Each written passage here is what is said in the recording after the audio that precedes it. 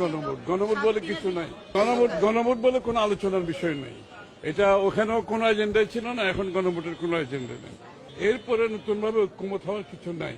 যেটা ঐক্যমত হওয়ার অতটুকু হয়েছে, চ্যাপ্টার ওখানে ক্লোজ হয়েছে। যে ধানের শীষে যেমন সিলটা দিবেন 12 তারিখে, একই সাথে আপনাকে যে দ্বিতীয় ব্যালট পেপারটি দিবে হ্যাঁ এবং না, সেখানে হায়ের পক্ষে দয়া করে আপনারা রায় দিবেন। মনে থাকবে তো? হ্যাঁ জিতলে বাংলাদেশ জিতবে, আর হ্যাঁ হেরে গেলে বাংলাদেশ হেরে যাবে। আমরা বাংলাদেশকে হারাতে দিব না ইনশাআল্লাহ। দ্বিতীয় ভোটটি হবে ন্যায় এবং ইনসাফের পক্ষে। গণভোটে হ্যাঁ ভোট মানে তত্ত্বাবধায়ক সরকার ও নির্বাচন কমিশন গঠনে সরকার ও বিরোধী দল একসঙ্গে কাজ করবে। সরকার ইচ্ছামতো সংবিধান পরিবর্তন করতে পারবে না। গুরুত্বপূর্ণ পরিবর্তনের জন্য জনগণের সম্মতি নিতে হবে। গণভোট বলে যদি কিছু না থাকতো তাহলে কি ডক্টর ইউনূস গণভোটের ক্যাম্পিং করতো?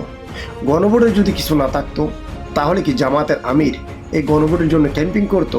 গণভোট বলে যদি কিছু না থাকতো তাহলে কি শহীদ রাষ্ট্রপতির সন্তান জিয়াউর রহমানের যে তারেক রহমান, উনি কি গণভোটের ক্যাম্পিং করতো? হায়রে আমরা বাঙালি, আমরা অতীত ভুলে যাই বলে আজকে আমাদের এই দুর্দশা। আমরা অতীত ভুলে যাই বলে আজকে আমাদের বারবার এই অধপতন। আমরা বুঝতে পারি না আমরা অতীতে কী ছিলাম, আজকে কি হয়েছি। এটা আমাদের সকলকে বোঝার প্রয়োজন আছে।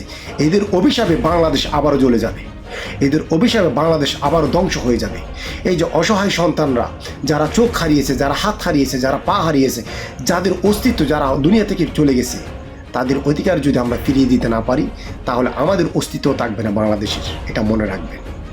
আপনার মতামত, আপনার অবশ্যই মতামত কমেন্ট বক্সে জানিয়ে যাবেন।